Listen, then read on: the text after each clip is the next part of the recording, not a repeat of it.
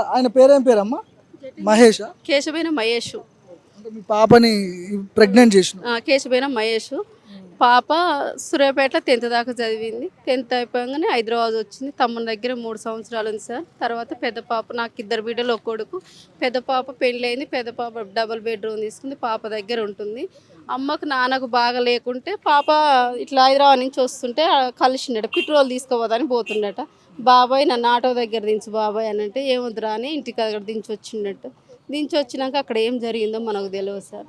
తర్వాత అబ్బాయికి పెళ్ళి ఎన్ని ఏళ్ళు అయింది? పెళ్ళి సంవత్సరంన్నర ఏమవుతుంది బాస్, అంత ఐడియా లేదు. పెళ్ళైన తర్వాత మీ అమ్మాయికి ప్రెగ్నెంట్ చేసిండు.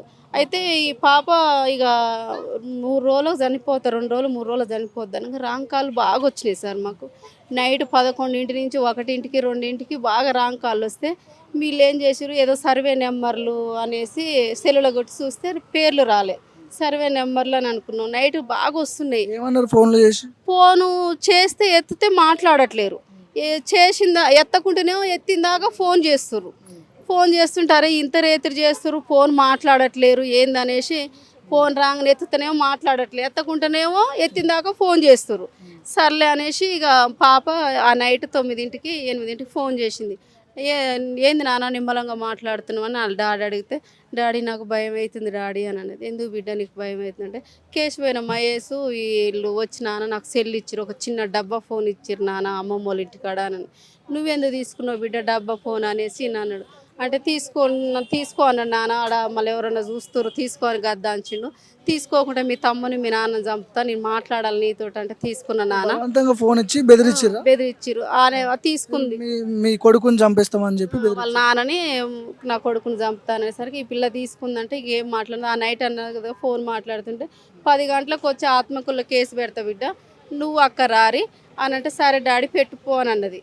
ఆ నైటే ఈ పాప సూసైడ్ చేసుకుంది. వీళ్ళు నైట్ 11 దాకా డ్యూటీ చేసుకుంటారు. ప్రెగ్నెంట్ అని మీకు ఎప్పుడు తెలుసు? పాప చనిపోయినాక పోస్ట్ మార్టాన్ని తీసుకుపోయినాక పోస్ట్ మార్టం రిపోర్ట్లో పాప 3 నెలలు 20 రోజులు ప్రెగ్నెంట్ బాబు అనేసి అప్పుడు తెలిసింది. పాప మీకు చెప్పలేదా? పాప చెప్పలే. అయితే మేము ఈరోజు పోస్ట్ మార్టం నైట్ 10 అయింది మేము ఊళ్ళో పోయేసరికి. ఈ నైట్ 10కి పాపను ఎట్లా పారేస్తాం అనేసి తెల్లారి తీసుకుందాం అనేసి కార్యం చేసుకుందాం అని నైట్ మన పాపని పారేసి వచ్చినాక 5 అవుతుంది పాపను మనం చేసి కర్మ చేసి ఇంటికి వచ్చేసరికి 5 గంటలకు వాడు కోర్టుకు లొంగిపోయాడు. ఇతడు కోర్టుకు లొంగిపోయినాక మేమేం చేసినాం, ఆ రోజు ఇక 3వ రోజే కర్మ చేసుకోండి పెళ్లి కాని పాప అనేసరికి 3వ రోజు చేసుకున్నాం. మళ్ళా పోయి ఇట్లా కేశమైన రమేష్ జటంగి మహేష్ అని కేసు పెట్టి వచ్చినాం. మా పాపని ఇట్లా ఊళ్ళో తీసుకున్నారా పోలీసు వాళ్ళు? కేసు చేస్తామని రాసుకున్నారు, కేసు చేయలేదు సార్. పిటిషన్ ఇచ్చేసి వచ్చిన. పోలీసు వాళ్ళు ఏమంటారు? చేస్తామన్నారు. మళ్ళీ 4వ రోజు వాళ్ళ ఫ్యామిలీ మొత్తం గలీజ్గా తిట్టుడు, పాపని ఇట్లా అది ఇదోటి మమ్మల్ని తిట్టుడు, ఇట్లా ఎవరన్నా పిల్లలు పెద్దోళ్ళు మందలిచ్చిపోతే వాళ్ళని చూసి వీళ్ళని చూసి తిడుతుంటారు. మళ్ళీ పోయి 6గురి మీద మళ్ళీ పిటిషన్ ఇచ్చి వచ్చిన. అది డబ్బులు తీసుకుంటూ ఆఎస్ఐ వాడ కేసు చేయలే. సిఐ ఎస్పీ అందరు పైసలు ఇచ్చినామని చెప్పి ఒక కాల్ వైరల్ అవుతుంది వీడియో ఉంది సార్. అది ఆత్మకులనేమో అట్లా జరిగింది. ఎవరు సిఐ ఎవరు ఎస్పీ? ఇక్కడ కృష్ణయ్య సార్ అని సిఐ. ఆయన సిఐ. ఈయనేమో ఏ మండల్ ఏ నియోజకవర్గం? ఈయనే చైతన్యపూర్. ఇక్కడ దిల్సుఖ్ నగర్ లో మీరు చెప్పే ఇక్కడ సిఐకి డబ్బులు ఇచ్చారు. 6 లక్షలు ఇచ్చిన అనేసి వాళ్ళే చెప్తున్నారు. ఈ భద్ర ఎస్ఐకి 4 లక్షలు ఇచ్చినాము. వాడు ఒక్కళ్ళు లొంగిపోయిండు. వీళ్ళని ఎందుకు ఇంకెంతమందిని తీసుకొచ్చి కేసు చేస్తాం? వాళ్ళు లొంగిపోయిండు కాబట్టి ఫస్ట్ ఏమన్నాడు, 2 నెలల 10 రోజుల దాకా వాని కిందనే యాడ్ చేసినాం, వాడు వాట్సాప్ కాల్ మాట్లాడుతుండే కేసు చేస్తామని అన్నారు. మళ్ళీ 2 నెలలకు వాడిని తీసుకొచ్చిర్రు. మేము ఒక వీడియో పెట్టినాం, రగన్న దగ్గరికి పోయి ఇట్లా జరుగుతుంది సార్, ఇట్లా ఆడిపోయినా వీడిపోయినా పాప చచ్చిపోయి 2 నెలల 10 రోజులు అవుతుంది, ఎవరు స్పందించట్లేరు, పక్కదావ పట్టిస్తారు కేసు ఏమన్నంటే వాడు చెప్తుండు కదా వాళ్ళ అన్నదమ్ములు ఎవరు అడ్డు రాడు. ఎవరెవరి పేర్లు చెప్తున్నారు? రాజకీయ నాయకుల పేర్లు ఎవరని చెప్తున్నారు సార్. జానన్న చెప్తుండు, డిష్ మల్లయ్య దగ్గరుండి నడిపిస్తుండు, కేశమేన్ అంజయ్య దగ్గరుండి, సంక్లేని వరుణ్ అని. అయితే వరుణ్ అంటే సంకనేని వెంకటేశ్వర్ల కొడుక. అయితే ఇప్పుడు వీళ్ళు ఏం చేస్తారంటే వీళ్ళందరూ ఉండి ఈ జటంగి సురేష్ అనేటాన అతడు మా ఊరు విలేజ్ పాప చనిపోయిందనగా బ్యాచిలర్ పోరగాళ్ళు గ్రూప్లో పెడితే ఆ పిల్లగాడు వచ్చి మేము 3 గంటలు పట్టింది విలేజ్ నుంచి వచ్చేసరికి, కార్లో 3 గంటలు పట్టేసరికి పోలీసు వాళ్ళు తీసుకుపోతా అంటే ఈయన ఆపిండు దగ్గరుండి. వద్దు వాళ్ళ అమ్మ నాన్న వస్తారు తీసుకుపోతే పిన్నిలు కొట్లేస్తారు కడుపు కదా చూసుకుంటారు ఆగండి అని పాపను ఆపినందుకు వీళ్ళు పోయి ఆ నైటే స్టూడియో పలగొట్టిరు.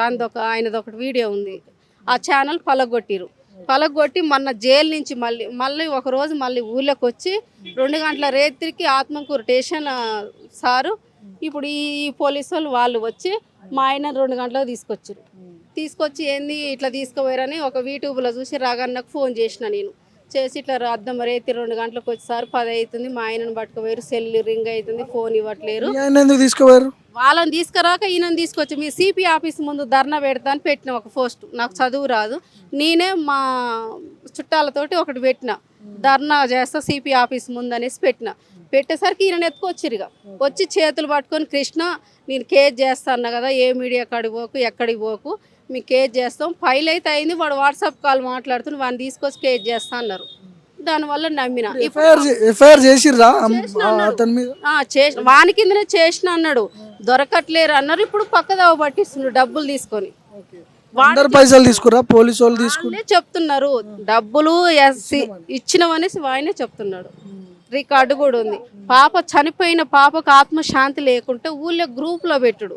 వాడు కూడా ఒక తల్లి కడుపులో పుట్టిండు కదా, అది కూడా ఒక అమ్మేగా, ఇది కూడా ఒక ఆడదే కదా, నా బిడ్డ కూడా ఒక ఆడపిల్లే కదా. నువ్వు మానజాలం ఎత్తలేదా? అడుగుతారు మీరు ప్రభుత్వానికి ఏమైనా డిమాండ్? ఉరిశిక్ష అనేది పడాలి వాళ్ళకు, ఉరిశిక్ష అనేది పడాలి కఠినంగా, వాళ్ళకి శిక్ష పడాలి. ఇక పుట్టే పిల్లలకు ఇక పెరిగే పిల్లలకు ఇలాంటి ఘోరం జరగకూడదు. బాబాయ్ అని నా బిడ్డను బ్లాక్మెయిల్ చేసి మోసం చేసిండు. మళ్ళీ వాడే నేను రగన్న కాడ పోయి వీడియో పెడితే రగన్న మీద కేసు వేస్తా, ఏ మీడియా కాడ పోయినా కేసు వేస్తా అంటుండు. లోకల్ మీడియా కూడా సపోర్ట్ చేయట్లేదు సార్. వీళ్ళు రాజకీయ నాయకులు నడిపిస్తున్నారు కదా, రాకుండా అంత ఇన్ఫ్లుయెన్స్ చేస్తున్నారు, రానియకుండా చేస్తున్నారు. ఒక ఆడపిల్ల ఊళ్ళో చనిపోతే సూసైడ్ చేసిన ఉరి పెట్టుకొని చచ్చిపోయిన పిల్లకాడికి ఏ మీడియా రాదా సార్? ఎంత తెలియకుంటుంటుందో, ఇంత ఘోరమైన పరిస్థితి. 21 సంవత్సరం బిడ్డ చచ్చిపోతే ఏ మీడియాను స్పందించదా? ఎవరన్నా పట్టించుకోరా? ఎందుకు ఇది ప్రపంచం అంతా ఎడిపోతుంది, ఏమైపోతుంది? ఒక 21 సంవత్సరం బిడ్డని నేను దేశాలు తాళగిపోయి తినక నా బిడ్డను సాధిన నాకు 11-12 ఏళ్ళకి పెళ్ళి అయింది. 15 సంవత్సరాలకి 2 బిడ్డరు, 25 సంవత్సరాలు గర్భసంచి తీసి నాలాగా నా పిల్లలకు కావద్దు, చదివించి ఏదో ఒక స్థాయిలో నిలబెట్టాలని నేను పోరాడి చేసేవాడు. బాబాయ్ అని బ్లాక్మెయిల్ చేసి పెళ్ళైన అతడు నా బిడ్డని ఇట్లా చేసి వానికి ఉరిశిక్ష అనేది పడాలి అని కోరుకుంటున్నాను.